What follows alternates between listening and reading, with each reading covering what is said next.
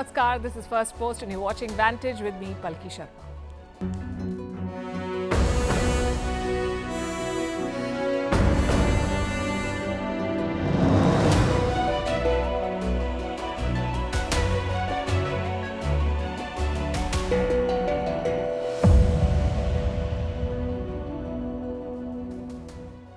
We've been discussing a possibility for weeks now. Will Prime Minister Modi and President Xi meet on the sidelines of the BRICS summit to discuss the India-China border?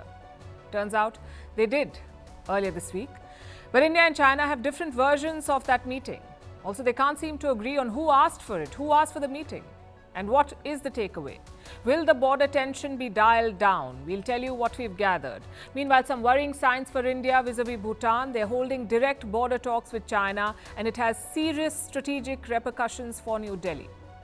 In other news, some in the West are having trouble digesting India's Chandrayaan success. They're calling the landing fake and also saying that India should feed its poor instead of spending on a moon mission. We have a response for them. In Russia, chaos after the reported death of the Wagner chief. What will happen to the mercenary group now? Why is Germany being called the sick man of Europe again? What is the right to repair, and why has Apple done a U-turn on it? Why are emperor penguins dying by the thousands? All of this and more coming up. The headlines first. Russian President Putin will not be attending the G20 summit in India. The summit will be held in the Indian capital on the 9th and 10th of September. Putin did not attend the recently concluded BRICS summit in South Africa, also the G20 summit in Bali last year. Turkey's foreign minister meets the Ukrainian president in Kiev. The talks focused on reviving the Black Sea grain deal. Last month, Russia had pulled out of the deal brokered by the United Nations and Turkey. Taiwan's vice president vows unwavering support for status quo with China, emphasizing its position as a sovereign nation. Lai Ching-te is a presidential frontrunner for the 2024 election. The remarks come amid rising tensions with China. Beijing has long claimed the island as its territory. Donald Trump surrenders in Atlanta. He is the first former US president to have a mugshot. He was released on bail, a bail bond of $200,000. Trump is facing charges of plotting to overturn Georgia's 2020 election result. Denmark will ban Quran burnings. Desecrations of the Islamic holy book in the country have angered the Muslim world. Copenhagen cites national security as the main reason behind the ban. The legislation will also apply to the Bible and the Torah. And guess who is coming to India? After Messi enthralled fans in Kolkata, it's Neymar's turn to play his first match in Pune. His club Al Hilal and India's Mumbai City FC are drawn in the same group. This is at the Asian Champions League, which begins in September.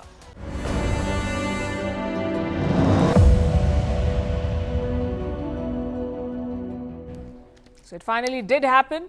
The India-China border conversation. They'll expedite their efforts to disengage. Speculation has been on for about a week now, and a bold hope for truce before the G20 summit next month. As Prime Minister Modi left for the BRICS summit in Johannesburg, there was talk of a possible meeting between him and Xi Jinping. They did meet, not in a formal bilateral format, but they spoke informally on the sidelines, we're told. And this, we understand, happened on Wednesday, the first day of the BRICS summit in South Africa. And yesterday, Prime Minister Modi and President Xi were seen speaking to each other again. This was the moment. We showed you these pictures. Now let's dive into the specifics. Is a complete withdrawal on the cards? It's hard to say at this point. We know that they've been engaging at multiple levels. Military commanders have been talking. Their focus is disengagement from two friction areas, Demchok and Depsang. Now, the same conversation was taken up at the leadership level in South Africa between Prime Minister Modi and President Xi. They're said to have reached a verbal agreement. Reports say they've told their respective teams to fast-track the negotiation. There is no timeline for a complete withdrawal, though. But there is precedent. We've seen this sequence play out in 2017 as well. That's when India and China were locked in another standoff in Doklam on the eastern side of the border. This is between China and Bhutan. Both countries claim Doklam. India backs Bhutan's claims. In 2017, China tried to build a road in this area and India rushed its troops to stop the Chinese. There was a standoff. At that time, Modi and Xi had met in Hamburg. Germany was hosting the G20 summit that year in Hamburg. It offered an opportunity for the two leaders to meet, and after that, India and China withdrew from Doklam. There was disengagement. It led to the resumption of ties. Later that year, China hosted the BRICS summit and Prime Minister Modi attended it in person.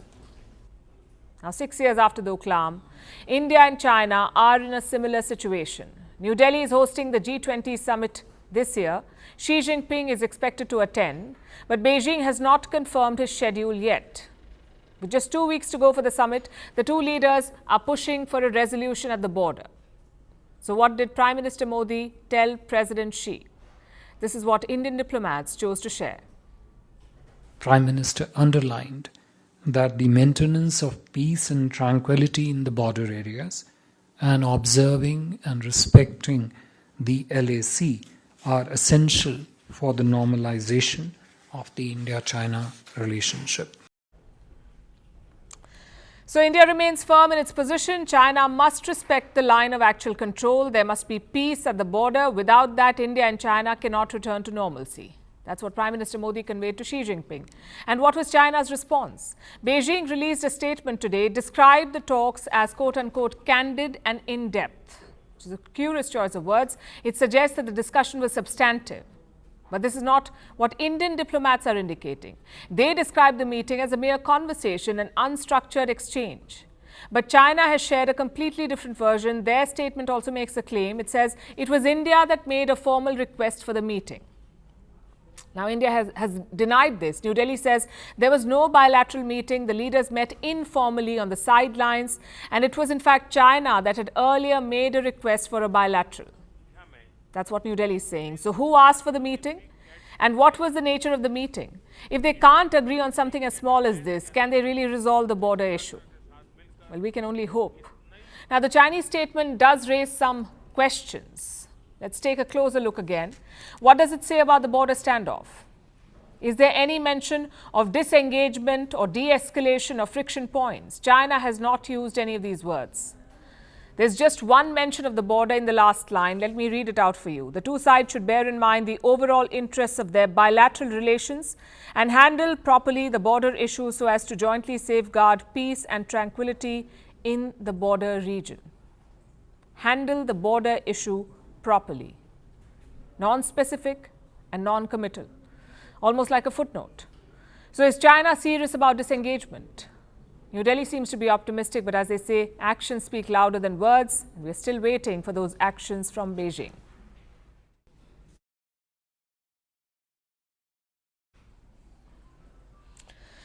You see, the border issue is not just about troop deployment. It's also about China's coercive tactics, the salami slicing of territory, the PLA's psychological warfare.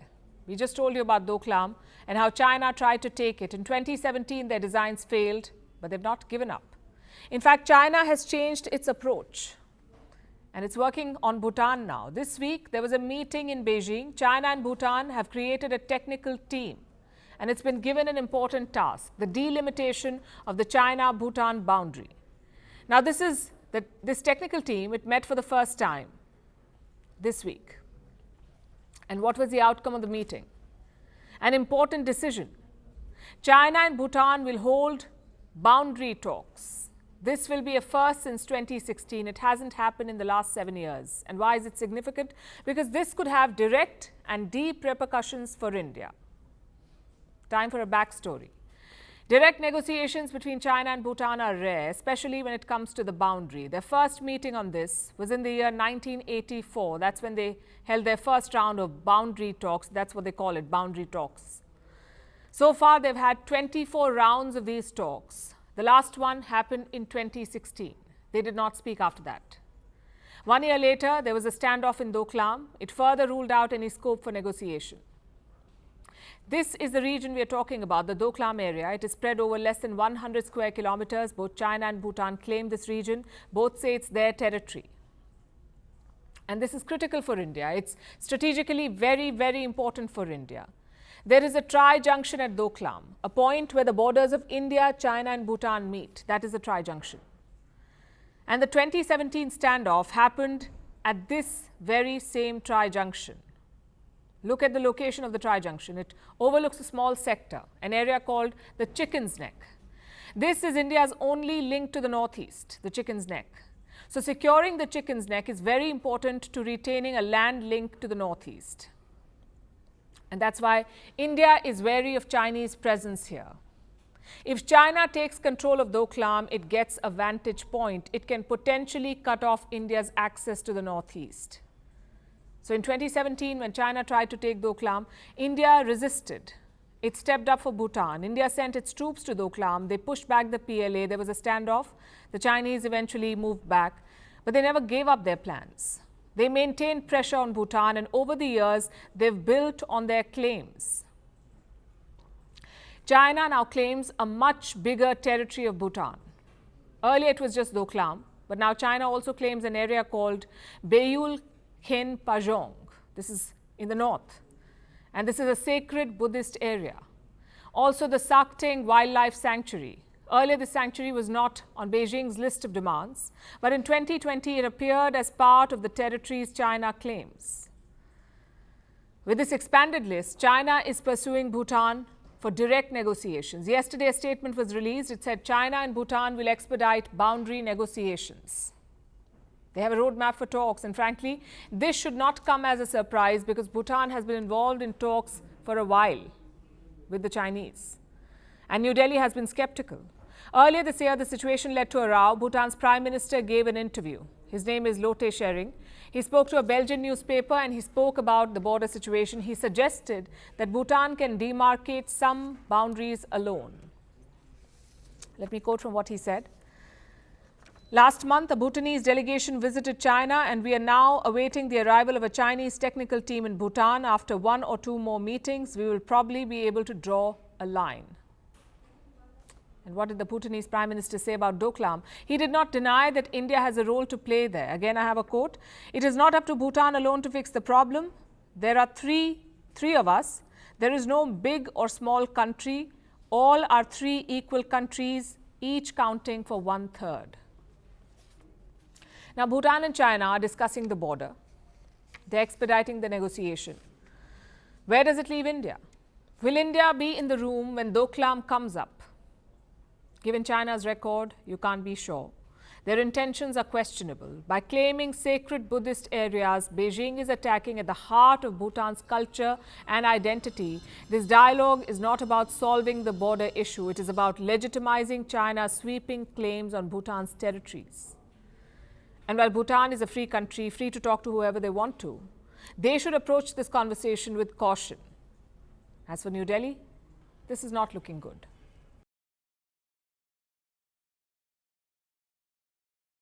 And now let's turn our attention to Russia. The big story is still Wagner, the mercenary group. Their chief, Yevgeny Prigozhin, is believed to be dead. What does it mean for Wagner and for its global operations?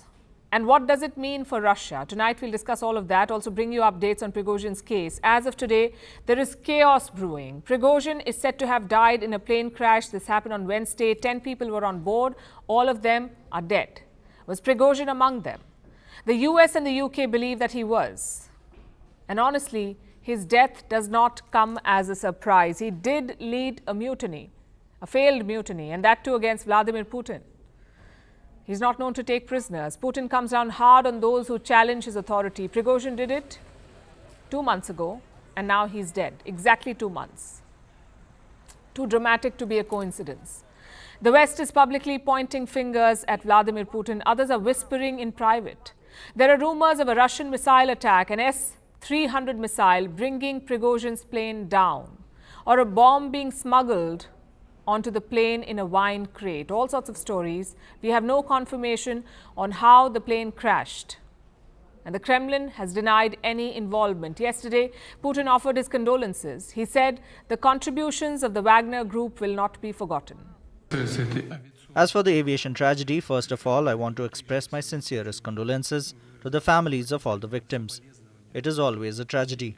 Indeed, if there were and the primary data indicates that there were employees of the Wagner PMC, I would want to note that these people made a significant contribution to our common cause of fighting the neo-Nazi regime in Ukraine.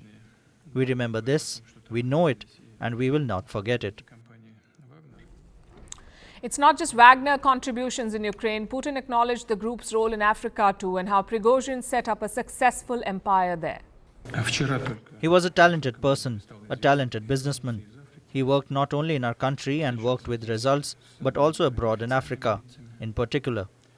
He was involved in oil, gas, precious metals, and stones there. Was Putin's message a bit to calm things down, a way to placate the Wagner Group and its supporters? Because there has been an outpouring of grief. Memorials have been set up in various Russian cities. People have been paying their respects, and they're doing this for a man who challenged the Russian state, for a man who marched almost to the gates of Moscow.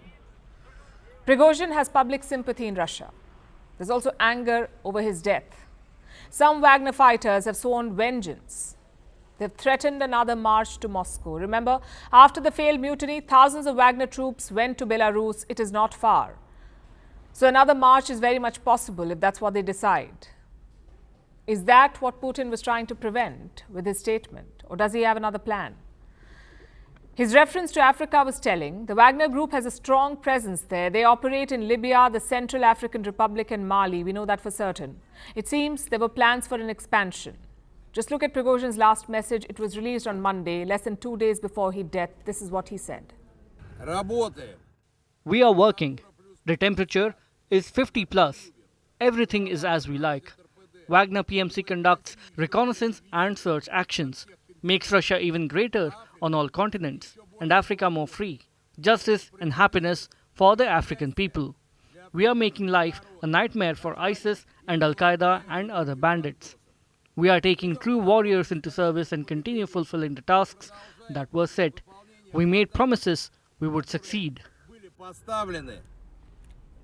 It's an advertisement for Wagner services, especially in militancy-hit West Africa. Think about the recent coup in Niger.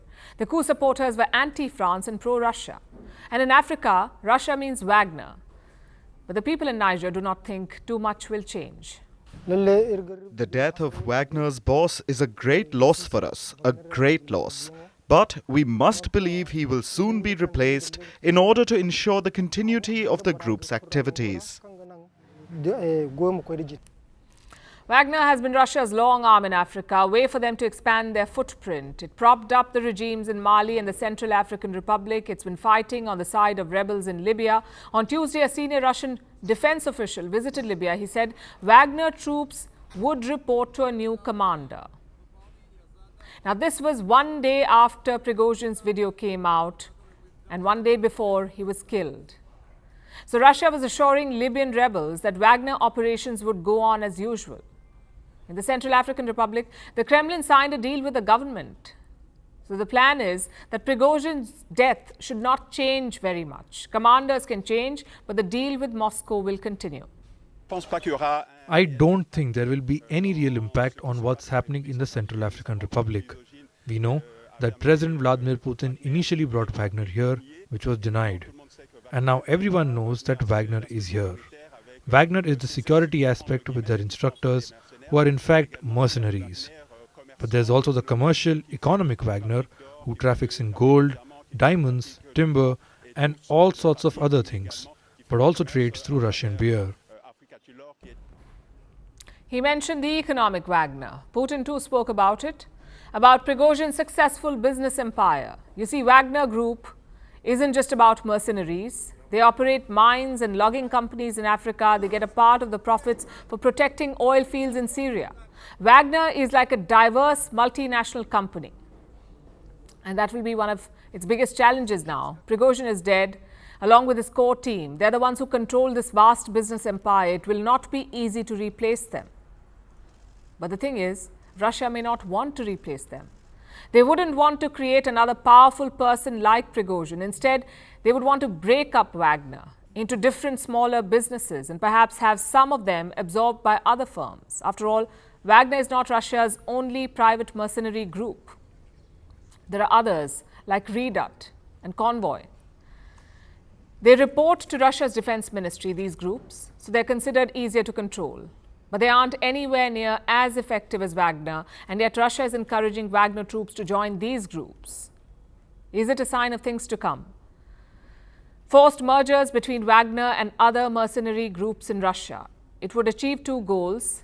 The other groups, the other companies, would become more valuable, and Wagner would be finished. The private mercenary business is lucrative. It also helps Russia exert its influence covertly, so Moscow will keep them alive, but also under check. It won't create another Wagner or Prigozhin. Let's start our next story with a cartoon. It's from the New York Times. It shows two men sitting inside a room. It's called the Elite Space Club. One of them is reading a newspaper. The headline says, India's Mars mission. It is shown as a man with a cow. India is shown as a man with a cow knocking on the door. I'm sure you'll agree that this is racist and in very poor taste. I'm sure you've seen the cartoon before, including on this show. We've been asking for an updated version. Will the New York Times publish something that is more in tune with reality? We're not holding our breath for a response because the West is back to playing its old games, discrediting India's achievements and questioning India's motives. Let me lay out the facts first. Chandrayaan 3 is an Indian mission in space. It is the world's first to land on the moon's south pole. This is a fact. As we speak, the Pragyaan rover is out exploring, looking for traces of water. This too is a fact. Also a matter of pride for India, a big achievement for science and a gift to the world. But how have they responded? With skepticism, condescension, and their trademark hypocrisy. Listen to this. As they spend their money on space probes, as they spend their money on the military, they spend their money on nuclear weapons, still half of the country lives below the poverty line. But the biggest injustice of all... That was Nigel Farage, the man who heralded Brexit, a politician known for his scandals and his hypocrisy. He says India is wasting money on space missions. Why? Because half of its population lives in poverty. The racism is shining through. Also the utter disconnect with reality. We are happy to share some facts with Mr. Farage. It may have slipped his notice that India is the world's 5th largest economy. It is in fact ahead of his country, the United Kingdom. But it seems he can't get rid of his colonial mindset. I mean, how can poor India have aspirations? How can a former colony reach the moon before the so-called Great Britain? And since he's so keen on discussing priorities, we have a question for him. Why does Britain keep paying for the royal family? Their citizens cannot afford their electricity bills. Maybe help them instead of paying for the king and his retinue. Let me show you another bizarre comment. This is from a man called Patrick Christie's. He calls himself a journalist, and this is what he said. Congratulate India on landing on the dark side of the moon. I would also like to now invite India to return the £2.3 billion foreign aid money that we sent them between 2016 and 2021. We're also set to give them £57 million next year. But I think the British taxpayer should keep hold of that, don't you? We should not be giving money to countries with a space programme. As a rule, if you can afford to fire a rocket at the dark side of the moon, you shouldn't be coming to us with your hand out. You heard him. If you can afford to fire a rocket, you shouldn't be coming to us with your hand out for foreign aid. Those were his words. But is India going to the UK for foreign aid? Let's have the answer from their own Foreign Office. This is what they said, and I'm quoting. Since 2015, the UK has given no financial aid to the government of India. Most of our funding now is focused on business investments, which help create new markets and jobs for the UK as well as India. This is what their Foreign Office has said. Christie's also mentioned a figure, £2.3 billion. What about that? It's from a report by the UK aid spending watchdog ICAI, and Patrick Christie's clearly did not read the whole report, but we did it for him. The figure is not foreign aid. It includes investments and revenue through multilateral channels. The same report notes that this aid is a tool of UK foreign policy, basically a way to stay in New Delhi's good books. Also, no one is begging for it. But who will explain that to the West? In their mind, this is still the Raj. And these are comments that would have made Churchill happy. But we are happy to burst their bubble. This is the 21st century. India is a global power, not a former impoverished colony. In 2011, then Finance Minister of India, Pranab Mukherjee, told the UK that India does not need its aid. And London admitted that the aid had no impact on India's development. Now, India has landed on the moon, and British influencers say, return our aid money. If you're going down that road, let's start with reparations. Let's start with the colonial loot. Return that money first. And we have the bill. Some $45 trillion. That's what Britain looted from India between 1765 and 1938. And this is just an estimate. The actual figure could be much higher. But even this 45 trillion is about 15 times Britain's GDP. How about London returns this money first? Instead of discrediting India's achievement with juvenile conspiracy theories, look at this one now. It says, India faked the moon landing. What do you even say to this? I don't have a rebuttal, just this video. It shows the Pragyaan rover rolling out of the lander, moving on the surface of the moon, leaving India's mark literally and creating history. We know all of this. We don't need validation from the West or cartoons from their press. But we must set the record straight. We need to take control of our stories, we say, else we'll be held hostage to narratives created by others. We'll be trapped in their version of our truth. And speaking of narratives, an old label has resurfaced to haunt Germany. It's being called the sick man of Europe again, and for good reason. Their growth has plummeted, inflation is high, and manufacturing is weak. In the month of May, Germany officially fell into a recession. Today, new numbers have come out and they show that the situation has not improved much. Germany grew by 0%, meaning 0% growth. This is in the second quarter of 2023. Hence the label, the sick man of Europe. Germany was called the sick man last in 1998 for completely different reasons though. The country had just been reunified, the market was tough, exports had slowed, so unemployment hit double digits. This led to a series of radical reforms, and after that Germany prospered. It became the fourth largest economy in the world and the world's third biggest exporter. In fact, Germany's growth was the envy of Europe. German exports were world renowned, from Adidas shoes to cars like BMW. Germany made a reputation for itself as a hub for world-class production. Then why are they struggling now? Well, Germany now is suffering from a very different sickness. Broadly, the German economy has two pillars of growth, industries and exports. Both have a major impact on their economy, and as we speak, both these sectors are showing weakness. Let's go through this one by one. Starting with German industries, they're producing fewer goods. In the month of May this year, production fell. Germany is known for its cars more than anything else. The auto industry accounts for 5% of their economy. New car registrations fell by over 10%. So fewer cars are being sold. The next month, the month of June, did not bring any good news. Germany's total industrial output fell further. Experts were predicting a 0.5% decline, 0.5% decline. That was a prediction. But how much was the actual fall? 1.5%. So 3 times more. Again, the reasons were the same. Fewer new orders and sluggish output. All key markets, in fact, bought fewer German goods. German exports to the EU, for instance, fell by over 6%. The United States more than 10%, China 9.3%. And this is in line with a global trend. There is a slowdown around the world. There is a general dip in demand. And Germany finds itself at the receiving end here.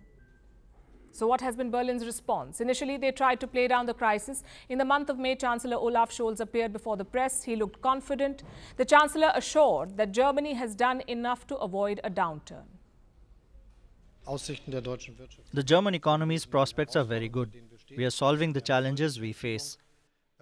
What you notice is that there is a lot of investment going on in Germany in terms of battery factories, chip factories, which is increasing considerably, and therefore we can be very confident. So what we're seeing is a stronger slowdown in Germany, for instance, and some more resilience in some of the southern countries, Italy and Spain among them. Now, we know it did not turn out that way. The International Monetary Fund gave its verdict in July, declared Germany will be the only G7 economy to shrink. And that trend may be here to stay. According to the IMF, German growth will be slower than the United States, Britain, France and Spain over the next 5 years. One of the reasons for that is protectionism. Countries across the world are adopting protectionist policies, meaning they're supporting domestic players over global competition. So policies are designed to help companies at home. That is protectionism. The US and China are the biggest export markets for Germany. They're stepping up their domestic investments. They're pushing companies to create more jobs at home. This will have an adverse impact on the German economy. Exports make up 50% of their economy. This includes goods and services. So can Berlin survive the impact of the slowdown? It's going to be tough.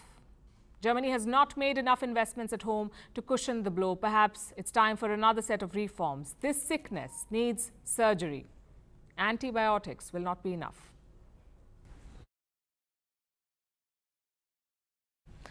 From sick countries, let's move to something apparently getting better, and that is Apple. The notoriously inflexible tech behemoth, it seems to have had a change of heart. You can now finally start repairing your iPhones. You won't have to keep replacing your MacBooks every so often. You can finally just get Apple devices fixed because Apple says it will back a new law in the US state of California, the right to repair law. After years of stiff resistance, Apple is making a U-turn. It will finally allow people to repair Apple devices. And we're talking about normal people, not just the Apple employees in their secure facilities. Like we said, Apple has been fighting to keep its repair process exclusive for years. It has tried to hold on to the repair monopoly, which is why repairs are so expensive for Apple products and why sometimes it seems cheaper to just get the latest model. The repair monopoly helps Apple with revenues. It also ends up polluting the planet more by encouraging e-waste. So this move by Apple is a green one, and it set the ball rolling for a more sustainable future. Here's our report. There are a lot of human rights. The right to life, work and dignity, even education and free movement. But have you heard about the right to repair? You may not have, because it's not exactly a right yet. It's still just a law about to be passed in some states in the US. But the California right to repair just got a shot in the arm because it has a powerful new backer, the tech giant Apple. What's more, Apple is a convert. It has made a U-turn on its stance. Traditionally, it has opposed the right to repair and even lobbied against it. But now the iPhone maker has seen the light and decided to support this right to repair. Which brings us to the question, what does that phrase even mean? We'll explain with an example. What happens when something breaks in your house? A minor break, like a chair screw falling out, or a small tear in your sofa cushion. Would you just throw it out? Or get the maker of the chair to put the screw back in? Or do you think you'd just do it yourself? Most likely fix it yourself, right? And usually, there's nothing stopping you. After all, you own the chair, sofa, or anything else in your house. It's up to you if you want to tinker with it. What about a bigger problem? Like a problem with your fridge or microwave. If your warranty was over, wouldn't you still call someone to fix it? Not necessarily someone from the company, just a regular electrician. Again, it's your product and you should be able to get it fixed. Well, so far this didn't apply to Apple products. They could only be fixed by certified Apple technicians, officially anyway. You see, Apple spare parts are hard to come by. The company jealously guards its technology, so any unofficial repair shop won't likely have a replacement part for your problem. This is by design. It helps Apple sell its warranties and drives business to official repair centers, where if you don't have a warranty, they can charge absurd sums to fix simple problems. Basically, Apple has a monopoly. But it seems that it wants to give this monopoly up. Apple has extended its support to California's new right to repair law. So, if it passes, Apple spare parts will enter the market. Repair shops will cry tears of joy, and you can try to show off your engineering skills on a very, very expensive device. But, jokes aside, the move is a great step forward towards a greener future. Repair monopolies and their unreasonable costs lead to a use-and-throw culture, which is something Apple has often been accused of encouraging. It's great for the company. Dedicated Apple fans splurge on the latest devices, and the company makes billions. But what of the older products? The old devices become e-waste, destined for landfills. When easy, affordable repairs are possible, we tend to reduce waste. Apple has already been pulled up for e-waste by the EU regarding its Lightning charger. The EU said the unique charger was creating e-waste and ordered Apple to conform to the standard Type-C. It's why the next iPhone can be charged with any standard charger, not just a fancy, sleek, white monopoly piece. The fight against e-waste has just begun. The more our world becomes more and more immersed in tech, the more e-waste we'll generate, and the more we'll pollute our planet. Maybe Apple has finally realized this. It could be the reason for its U-turn on the right to repair.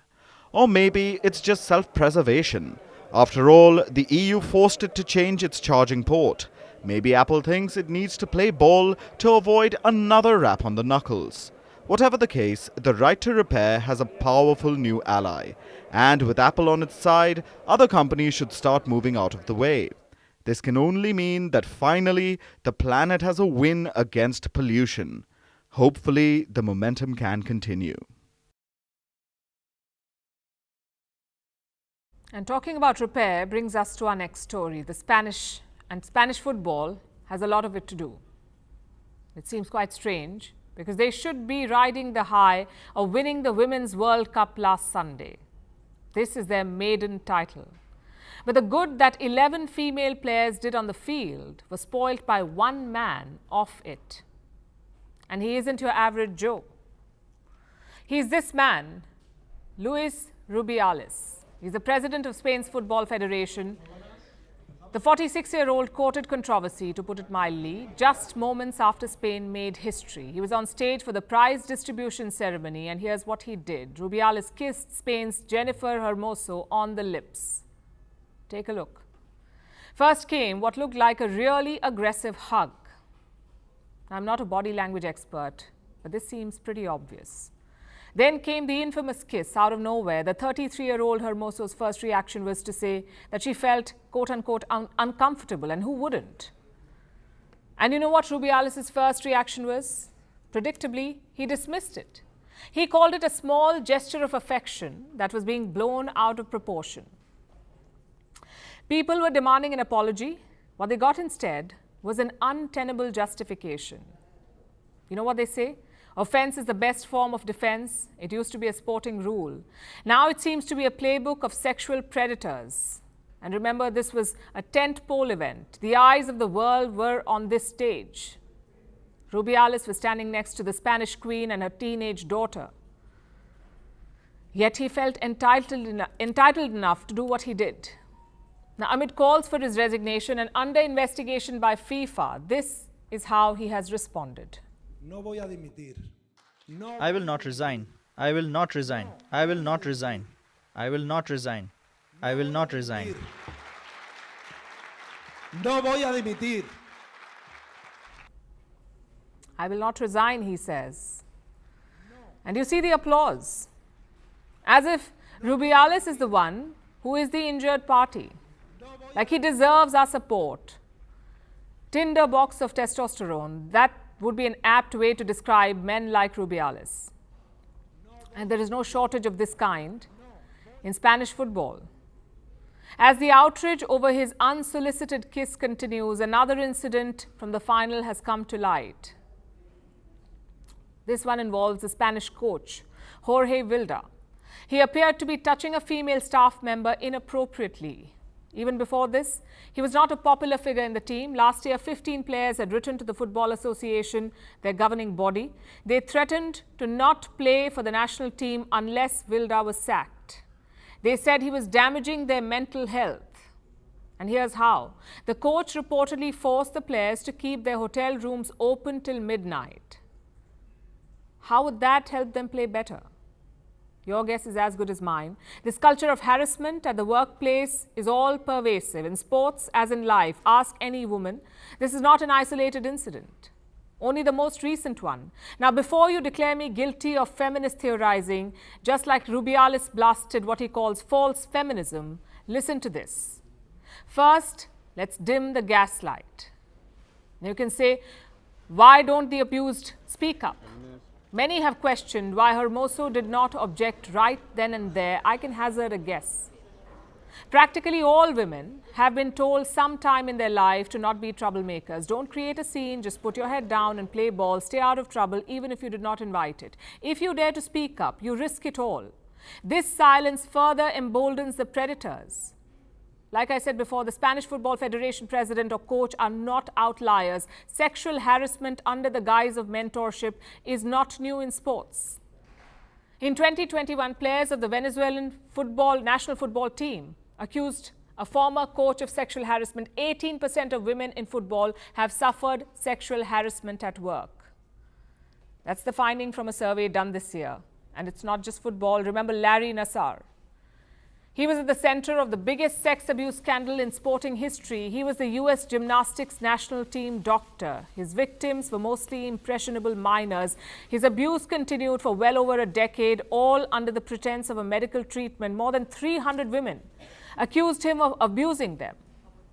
And this includes star Olympian Simone Biles. America's most celebrated gymnast said, while the abuse is over, the trauma endures. That is the burden the survivors carry, a scar for life. And what happens to the abusers? Most of them get away with it. Some suffer reputational damage, and very few, like Nassar, are brought to justice. Your safety cannot be collateral damage for your dreams. That should be breathtakingly obvious, but it's not. Fair play is the cornerstone of any sport. But when will the women get a taste of it?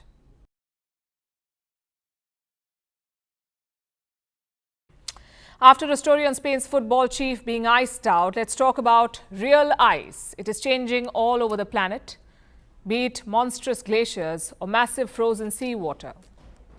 All of it is vanishing, thanks to global warming.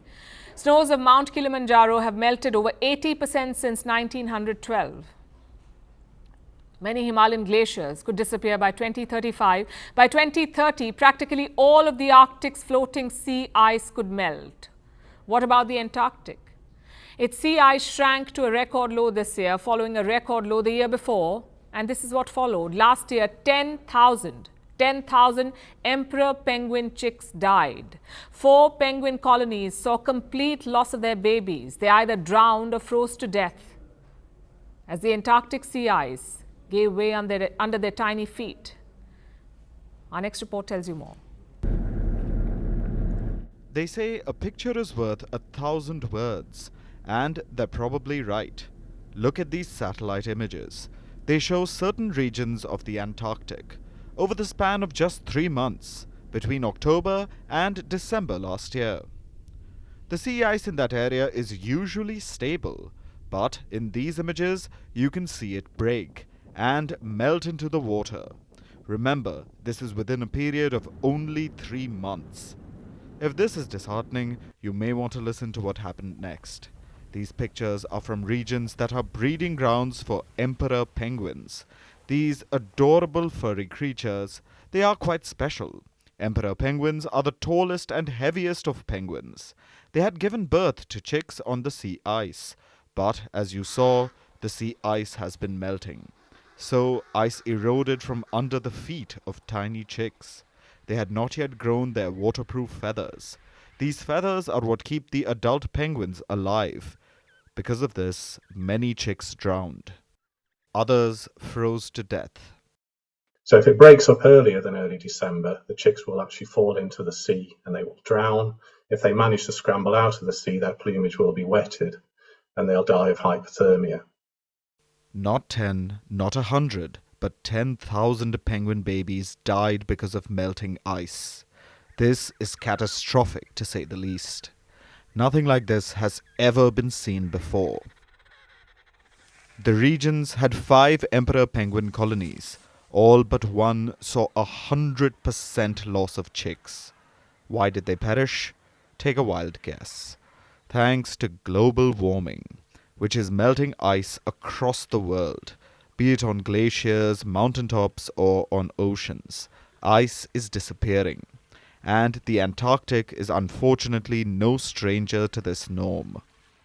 The world's largest ever heat wave in terms of deviation from the normal temperature happened last year in Antarctica, where the temperatures were 38 degrees warmer than they should have been. That's absolutely unheard of, to have a heat wave of that magnitude. Across the whole of Antarctica, there was 2.7 million kilometres square of sea ice lost compared to what we would have expected for the same time of year. So that's about the same as 10 times the area of the United Kingdom. Antarctic sea ice shrank to a record low this year. It was a record low the year before as well. It was a shocking blow. Very different from the other polar cap, the Arctic. That saw a gradual decline in ice. We lose 13% of Arctic sea ice per decade. Over the past 30 years, the oldest and thickest ice in the Arctic has declined by 95%. By 2030, practically all of its floating sea ice could melt. What happened to the penguin chicks is a harrowing sign of things to come. Over 90% of emperor penguin colonies are predicted to go extinct by the end of this century. Polar bears, walruses, Arctic foxes, snowy owls, reindeers, and many other species will perish. But it isn't just the animals who are in danger. So are humans. Just as we are part of the problem, we must face the music too. Global sea levels are rising. Coastal communities are under direct threat. Calamities are getting worse and more frequent. Food insecurity is increasing. Millions are at risk of being displaced.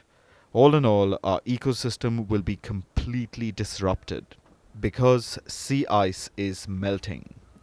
We will say what we always do. If only we had $1 for every time we said this, but here goes. If countries achieve the International Paris Agreement goals, if they limit global warming to under 2 degrees, the sea ice may recover. If it gets cold enough, the sea ice will reform. Now, unless we want to see a lot more of these things happening in the future, we've really got to get on with decarbonising. That won't solve the problem, right? There will be adaptation that's absolutely needed. But if you're looking for an additional reason to decarbonise, as if we needed one, an additional reason to decarbonise was look what's happening to Antarctica. Look what we are doing to the Antarctic continent. We need to decarbonise. We will all be better for it. So will the emperor penguins. They may lose about 30% of their population, but at least they won't go extinct. Now let's talk about another crisis the world is turning a blind eye to. Myopia or short-sightedness. It's where people can see close-up objects clearly, but their distance vision is blurry. Myopia is a largely unrecognized epidemic. It is targeting the young. An entire generation of nearsighted kids is growing up right before our eyes. In fact, many are going blind. High myopia is a leading cause of blindness in China, Japan and Taiwan. In China, 90% of the teens are myopic. Same for Taiwan, 90% high schoolers are myopic. In Japan, more than 60%, and in South Korea, Seoul, 97% 19-year-old men are myopic. What about the rates in India, the US and Europe? Well below 50%, but rising sharply. In fact, by 2050, half of the world population could be wearing glasses. Why is this happening and what can we do to fix it? Our next report tells you. The world is myopic about a number of things. Climate change, wealth gap, gender parity, you name it. Before we call it a day, let's add another issue to that list. We're talking about myopia itself. The world seems to lack foresight. It can't see the epidemic of myopia that's brewing right before everyone's eyes. What's worse, it's targeting the young. Kids, teens, young adults. You pick the age group and chances are you'll see the young under threat from myopia. A disease they didn't see coming and a disease that's making many go blind. First, let's talk about the basics. What is myopia? It refers to short-sightedness. It's an eye disorder. People with myopia can clearly see close-up objects. For example, they can read a book. Wait, let's be real. They can watch a reel on their phone without facing a problem. But their distance vision is blurry, meaning they can't see the blackboard or recognize faces of people standing at a distance. And this isn't ideal, even for the antisocial. So myopic people usually wear glasses or contact lenses to correct their vision. After all, not everyone can be Spider-Man. Over the past few years, there has been an explosion of myopia in Asia. In China, 90% of teenagers and young adults are myopic. In the 1950s, that figure was 10%. In South Korea's Seoul, 96.5% of 19-year-old males are short-sighted. Singapore has a myopia rate of about 80% in young adults. In Taiwan, 90% of high schoolers are myopic. And in Japan, over 62%. Around the 1950s, that number was just 11%. In other parts of the world, these numbers are relatively lower. In the US and the UK, myopia rates are below 50%. But even if these numbers sound better than those in Asia, it's not cause for happiness. They all saw a sharp rise in just the past few decades, much like the Asian outlier, India. It's another example of this phenomenon. Today, 21% of children suffer from myopia, a relatively small number, but back in 1999, it was about 4%. In fact, numbers are increasing so sharply all over the world, doctors estimate that by 2050, half of the world will be wearing glasses. The problem is already getting out of hand. High myopia has become the leading cause of blindness in Japan, China, and Taiwan.